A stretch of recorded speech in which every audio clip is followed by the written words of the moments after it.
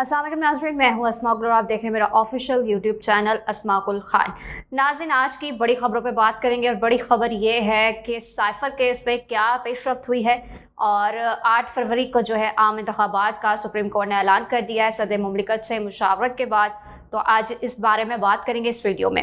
नाज़रीन, सबसे पहले तो ये बात करेंगे कि 8 फरवरी का पहले जो है 11 फरवरी की डेट थी,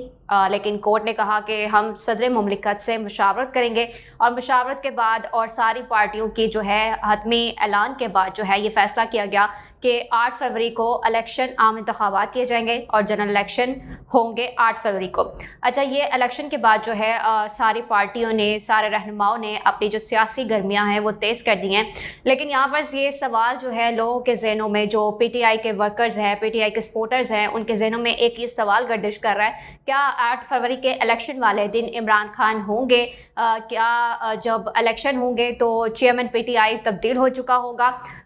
तो नाज़रीन, बात यह है कि साइफर केस में जो है बड़ी पेशरफ्त हुई है और साइफर केस में इस बात से इसलिए जोड़ रही हूँ क्योंकि साइफर केस की जो है वो दरख्वास्त वो सुप्रीम कोर्ट में दायर कर दी गई है। क्योंकि जाहिर सी बात है, आप लाहौर हाई कोर्ट जाएँ या किसी भी हाई कोर्ट के बाद आप सुप्रीम कोर्ट का दरवाज़ा जो है वो खटखटाते हैं अदालत का। तो सुप्रीम कोर्ट में भी जो है चेयरमैन पीटीआई इमरान खान के वकील, जो वकला की लीगल टीम है, उन्होंने दरख्वास्त दायर कर दी है और उन्होंने ये कहा है कि जिस तरह से लाहौर हाई कोर्ट ने 16 अक्टूबर का फैसला दिया था साइफर में, उसको कलअदम करार दिया जाए और ज़मानत के जो है ना, ज़मानत का फैसला करके चेयरमैन पीटीआई इमरान खान साहब को जो है वो रिहा करने का हुक्म दिया जाए। अच्छा, अब यहाँ पे बात उन्होंने ये भी आगे रखी है वकला ने जज के सामने, सुप्रीम कोर्ट के सामने, कि अगर किसी को बिला वजह, बिला जवाज़ अगर ज़्यादा देर अंदर रखा जाए तो ये कानूनन तौर पर गलत है। ये पूरे पाकिस्तानी अवाम को नज़र आ रहा है या फिर पूरे जो भी अदालती निज़ाम है सबको नज़र आ रहा है, पूरी दुनिया को नज़र आ रहा है कि ये गलत हो रहा है। अच्छा, एक बात ये थी कि साइफर केस में मसला क्या था, जो चेयरमैन पीटीआई को अचानक से जो है वो गिरफ्तार किया जाता है और अभी तक ज़मानत नहीं हो पा रही। सबकी ज़मानत हो गई, जिसकी ज़मानत नहीं भी होनी चाहिए थी उसकी ज़मानत पहले से ही हो गई। तो यहाँ पर यह बात है कि साइफर का जो कॉपी थी वो गुम हो गई थी इस बेस पे कि खान साहब पर जो है वो चोरी का इल्ज़ाम था और इस लिहाज से उनको जेल में जो है वो डाला गया था। पहले वो अटक जेल में थे, फिर अडियाला जेल मुंतकिल किया और अभी तक रिहाई जो है वो नहीं नज़र आ रही। तो साइफर केस में ये पेशरफ्त हुई है कि सुप्रीम कोर्ट में दरख्वास्त जो है वो दायर करवा दी गई है और 70 to 80% चांसेस है, ये पीटीआई वर्कर्स और पीटीआई सपोर्टर्स के लिए ये बहुत बड़ी खुशखबरी है कि 70 to 80% चांसेस है कि उनकी नवंबर में जो है वो रिहाई मुमकिन हो सकती है। लेकिन ये भी हो सकता है कि जो हमारा सिस्टम है, आप सबको पता है, हमारा सिस्टम इस बात पर प्रेशर डाले इमरान खान साहब पे कि आप अपनी पार्टी का चेयरमैन जो है वो तब्दील कर दें, या ये हो सकता है कि अवाम की जानिब से प्रेशर डाला जाए कि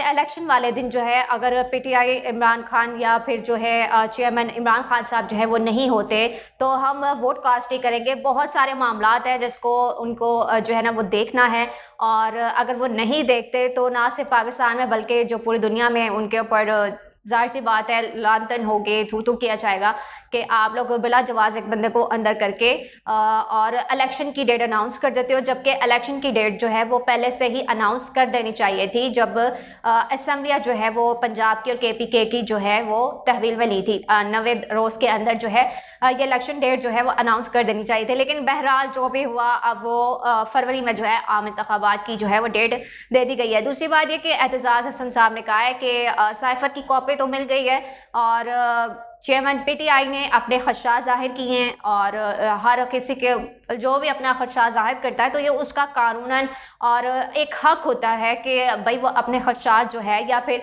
वज़ीर आज़म या कोई भी किसी भी पार्टी का चेयरमैन या कोई भी आम बंदा अपने खदशात ज़ाहिर कर सकता है। हाँ, अलबत्ता जो है एतजाज़ हसन साहब ने यह भी कहा कि जो है वो चेयरमैन पीटीआई इमरान खान साहब ने खदशात ज़ाहिर किए, ना कि अमेरिका का कोई जो है फार्मूला वो उन्होंने लीक आउट कर दिया कि इस बिना पर उनके ऊपर वो केस दायर कर दिया जाता है और अचानक से उनको गिरफ्तार गिरफ्तारी अमल में लाई जाती है। अच्छा, अब साइफर की कॉपी तो मिल चुकी है, तो अब यहाँ पे अवाम का जो सवाल ये बनता है सबका, और जो उनकी वकला टीम है सबका ये सवाल बनता है कि भाई एक बंदा जो लंदन से आ रहा है, जो इश्तिहारी है, जो अदालती मफरूर है,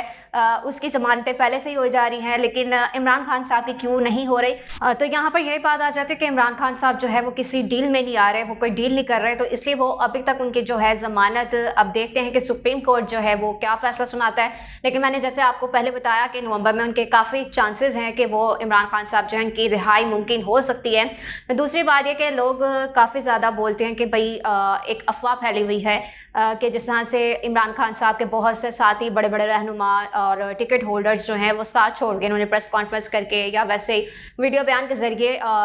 पीटीआई जो है वो उसको खैराबाद कहा है। तो अब टिकट नहीं कोई ले रहा, ये बड़ा मसला चल रहा है। तो काफ़ी लोगों का जो है वो, काफ़ी लोग ये कह रहे हैं कि भाई हम टिकट लेने को तैयार हैं अगर आप, क्योंकि जाहिर सी बात है वोट जो है वो सिर्फ और सिर्फ चेयरमैन पीटीआई इमरान खान का है। अगर चेयरमैन पीटीआई इमरान खान किसी को भी टिकट देंगे तो जाहिर सी बात है वो जीतेगा ही जीतेगा, क्योंकि जो अभी हालात हैं और जो पॉपुलैरिटी है खान साहब की, उसको मद्देनज़र रखते हुए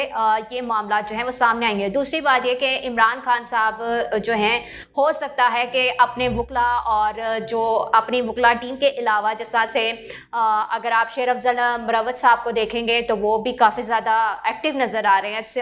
सियासी तौर पर, पीटीआई को लेके आगे चल रहे हैं काफ़ी ज़्यादा। लंदन में भी वो जाके खिताब कर रहे हैं, यहाँ पे भी ज़्यादा उनकी प्रेस कॉन्फ्रेंसेस सामने आती हैं, और भी बहुत से वकलाएँ जो सामने आ रहे हैं। इसके अलावा सिर्फ खान साहब की ही लीगल टीम नहीं, बल्कि जो दूसरे शहरों में जिस तरह से लाहौर, इस्लामाबाद वगैरह, जहाँ जहाँ से भी